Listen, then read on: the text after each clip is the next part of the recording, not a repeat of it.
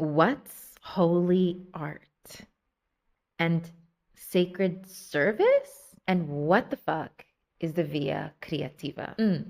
You might be wondering, is this just another spiritual word salad? Some more new age mumbo jumbo? Or maybe you're like, yes, just tell me more. If so, I like you, hit me up.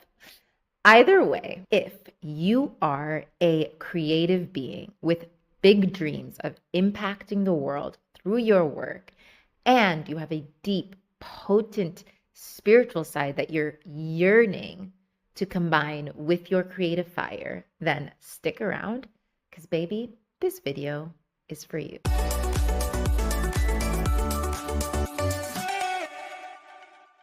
Hello, my visionary artists, and welcome to the channel. I'm Jessica Suarez, your creativity guide, doula, and go-to resource for all things creative, spiritual self-actualization, aka the Via Creativa. So today we are diving into the framework that shapes pretty much everything I do and how I approach creativity. And these cutie little circles are what we will be working with. So here we go. These overlapping circles, they're the magic, right? And that juicy center, that's where we're going to be focusing. Before we dive in, I want you to ponder something.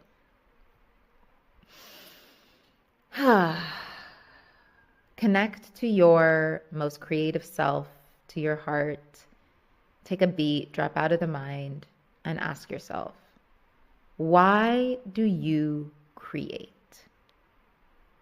Where does that urge to create come from? Who are you creating for? And ultimately, what's the deeper intention behind it all? What's the raison d'être? One of my favorite fancy little French words. So let's break this down. In my experience, most of us create from one of these three places, right? Creating for me, creating for you, or creating for spirit. And where these three overlap, dun, dun, dun, that's where holy art lives. And before we move on, I want to clarify what art means in this space. In the realm of the Via Creativa, art is the vehicle that carries your creative spirit into the world. It's not just pretty pictures on a wall, right? Beyond that, it's not just visual art. It's also performance art. It's also the written word. It's also the amazing evenings you put together for your friends and your cooking and the way you dress, right? It's also ritual and teaching and processes. Art is simply that which carries your expression of the creative spirit into the world. And if you haven't yet, I recommend taking our What is Your Creative Superpower quiz. I'll link it down below. And you can get into a little bit more of that, into what is your art, right? So let's start with creating for me. This is the domain of traditional artists, writers, painters, photographers, those who create to process their inner world, right? And I want you to remember that this is a Venn diagram, so there's many overlaps. But ultimately, in creating for me, it's a deeply personal journey. And here's the thing, when you are creating primarily for and from yourself, it's about catharsis. It's selfish, and that's not a bad thing. You're translating your emotions, your truths, your inner world, your experiences into something tangible, into something that can be revealed, right? You're asking, who do I become through this process? What do I need to express? What do I have to say? But it's not without challenges. Creating for yourself can feel isolating at times, right? It can create this feeling of, I feel so misunderstood, I don't fit in, no one gets it. You can also struggle with sustainability, right? Financial sustainability, energetic sustainability, time. It's beautiful, but it does require some management and balancing, as do all good things in life, no? So now let's talk about creating for you. This is where designers, producers, entrepreneurs, service providers really shine, right? You're crafting with someone else in mind, your audience, your client, the world. You're filling a gap in the market, right? It's an empathetic process. It's purposeful, and it's often driven by a desire to serve, right? And here's the catch: when we're in creating for you only, when you're always focused on others, you risk losing yourself, right? You might get stuck in the hamster wheel of what do they want, never stopping to ask yourself, what do you want? You might even stick there long after that spark, that natural aliveness is gone. And finally, we come to this creating for spirit bubble, right? This is where mystics, monks, ritualists, and healers typically reside. Here, creation becomes an offering. It's a bridge between you and the divine, right? It's about yearning for connection with something greater and offering and experiencing life through that channel, through that dimension. And in this realm, there can also be pitfalls, right? There can be a disconnection from the material world. There can be rigidity, and you can get lost or too attached to tradition. So what happens when we combine these three cute circles, right? When you're creating for yourself, for others, and for spirit, something magical happens. This is where holy art is born. And holy art transcends. It unites. It mirrors truth back to humanity, right? It expands consciousness. That's its highest purpose. It's not just about making things. It's about creating something, birthing something, allowing the creative spirit to flow through you, and in that process then acting as a permission slip for expansion, as a stepping stone towards self-actualization, and as a process of remembering who you really are. Amazing. And at the center of this circle where holy art lives, we also find the visionary artiste. At the center of this framework is you. You are not just a creator, you're a vessel for truth, a catalyst for transformation, right? You make art that allows others to experience their own truth. And you might do this through music. You might do this through the written word. You might do this through the events and the experiences you design. You might do this through the games that you create. You might do this through the personality typing systems that you channel, right? It's not about the medium. It's about the mission, the message, the intention, the medicine, the magic, right? Ooh, lots of M's, okay? Right? And in doing so, in engaging in this process, in surrendering this offering, we all come closer to the divine. You do through that creation process, and we do as the audience, as the recipients of this beautiful, generous gift. And this is the best part. Holy art doesn't have to be so grand and so obvious, right? I am a grandiose, expressive person. So maybe that transmission feels like, oh my God, it needs to be this big, like world-changing thing.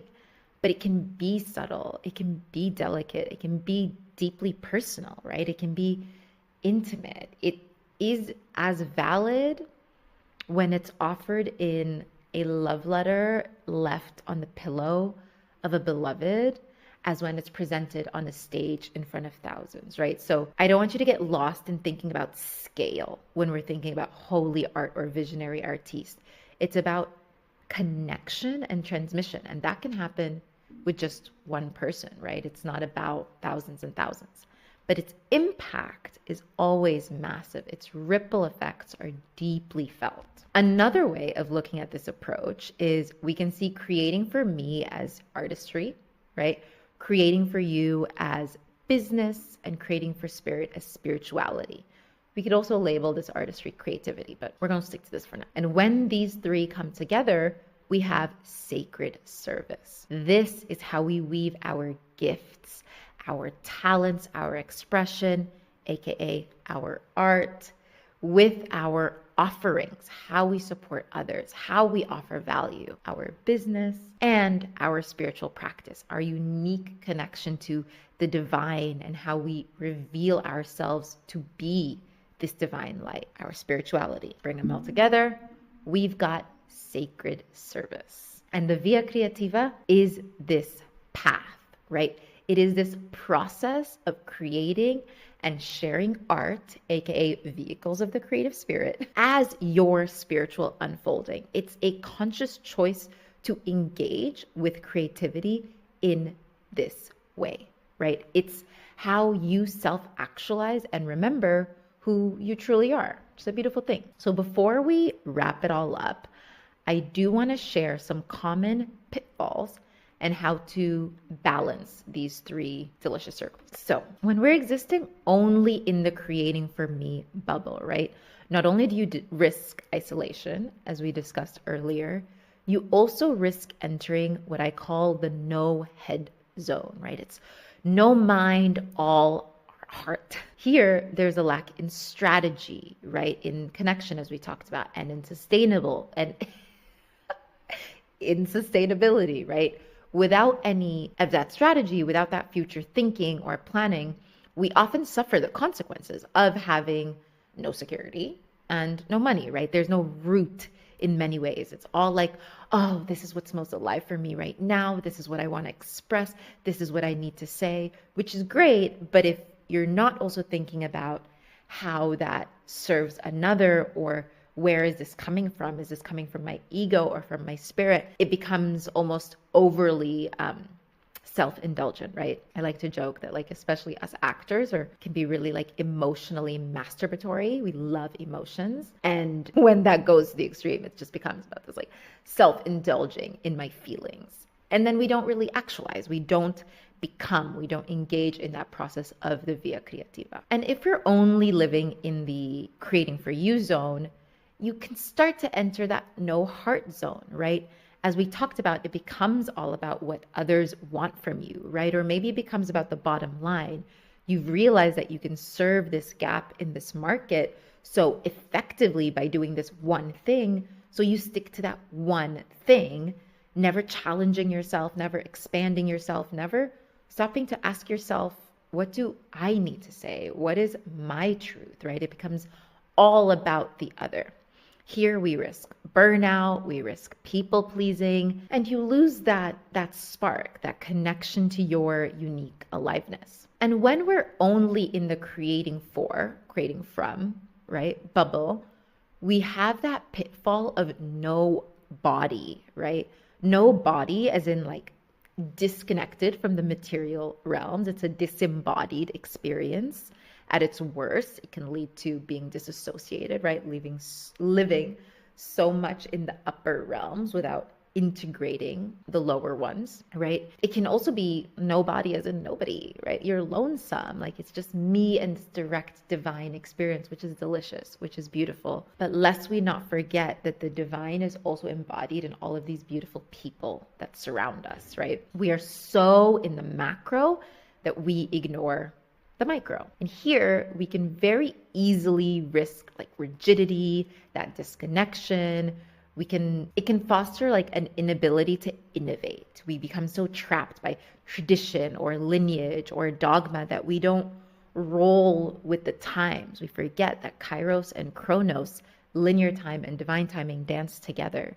So we can't really ignore our present day reality. This is the ground from which we can draw so much wisdom, right? Cool. Why does any of this matter? This is obviously one person's opinion, humble opinion at that.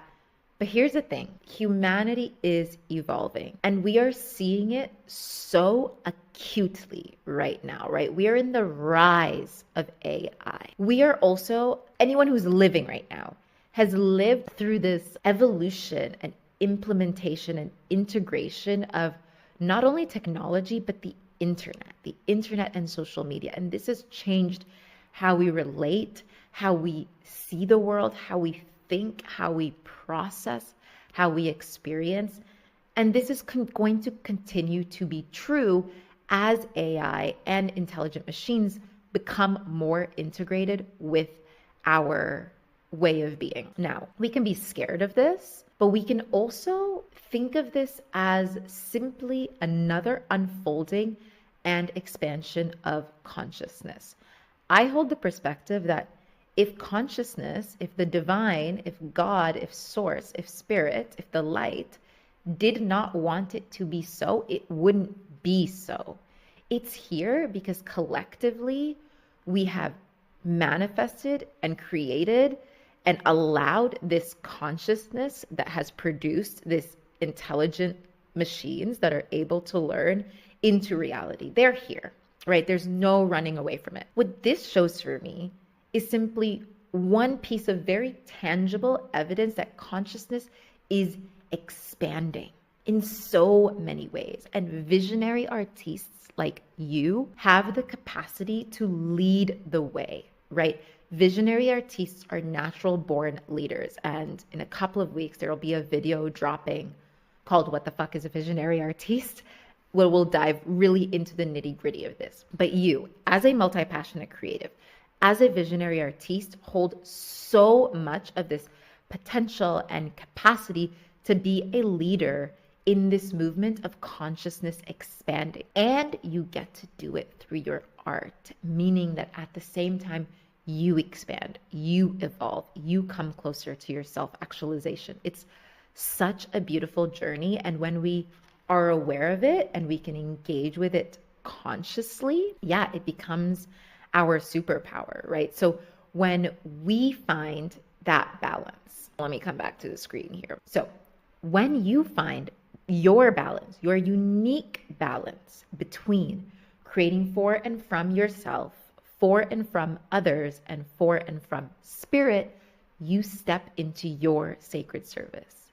And this is your holy art. This is your Via Creativa, and you can take it all the way to the top of the mountain, baby, right? Like, it is about remembering who you are at the core, capital S, self, beyond ego, beyond masks, beyond roles, beyond identifications. And what a beautiful path that we get there through creativity and play and exploration. Ooh, so take a sip of water. A quick recap, right? Creating for me is all about self-expression and inner exploration. Creating for you is all about service and empathy. And creating for spirit is all about offering and devotion, that direct experience. And at the center, we have holy art. We have creation, offerings that heal, that connect, that transform, that alchemize, that actualize, right? When we are able to anchor here and create from here, we step into our full visionary artist expression, and together we literally expand consciousness. Hello, excuse me. Yes, thank you. So, are you ready to step into your sacred service? Let me know in the comments, where do you feel that you're creating from right now? Do you feel balanced? Are you ready to step into that juicy, holy art space, right? I like to say holy heart with like little brackets around the art. Yeah, it's cute. Okay, so if you enjoyed this video, hit that like button, subscribe for more, and let's keep exploring the Via Creativa together. Until next time, stay magical, stay creative, and go spend 15 minutes on your art. Be wondering, is this another... Hey!